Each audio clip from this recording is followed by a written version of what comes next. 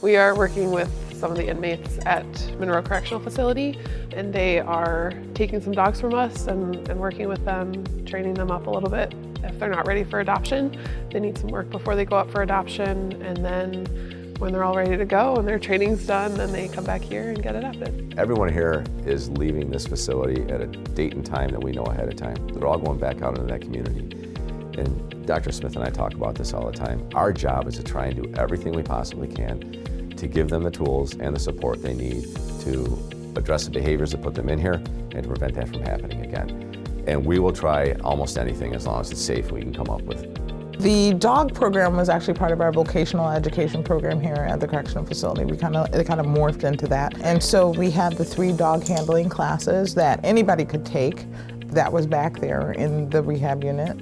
Our program starts with 3 classes, and in those classes they learn about learning theory, dog body language, and what is expected of them in the program. And in those classes, we choose who our handlers are going to be by who's putting their best foot forward and who's engaging with us the most. The goal for the dogs is to be better adoption candidates after they've gone through the program. They might have some behavior issue that is really tough to work on in a shelter environment, that having 24-hour hands-on training and really dedicated trainers and handlers that are going to work on that just makes them better adoption candidates to go out into society. I think we had a lot of unintended, really positive consequences after having the first dog. Not only were we teaching people, empathy and respect and responsibility, but what we noticed was that the whole entire unit actually benefited from having that dog on the unit. It just seemed calmer in there. Everybody just loved that dog, and that includes the staff. Made a better person out of me. Rugby's a good friend, a companion. Taking care of him helps me take care of myself better too, because you have to be responsible for him. You have to look out for somebody else. It's not, I look at him like he's one of my kids. We had 2 inmates from 2 different backgrounds that probably never would have hung out together. They ended up co-parenting this dog. I don't even want to call them trainers. They were parents to the dog. And it just built this bond of friendship. Me and Sean talked about it as the time was getting down. We were like, what are we gonna do? I told Sean, I was like, I would love to have him at my house, but I really don't know how my other dog would adapt right away. He goes, well, you know what? I'll take him then.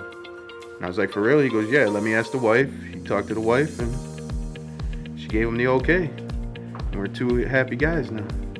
Watching Sean adopt Rugby, we were in tears. It was perfect. I want to cry because I got my dog. The best interview is going to be when Gino come over tonight and he calls me. I'm just going to let him go because we got a fenced-in yard. Just let him run straight to Gino.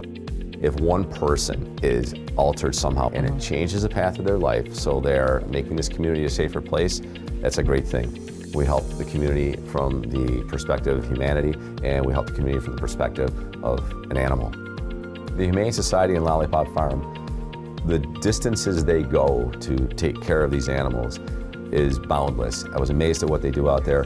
It's unbelievably necessary in this community. All of these animals, through no fault of their own, end up out there. What we do with a little of our extra time, a little bit of our extra funds, where we can help out here and there.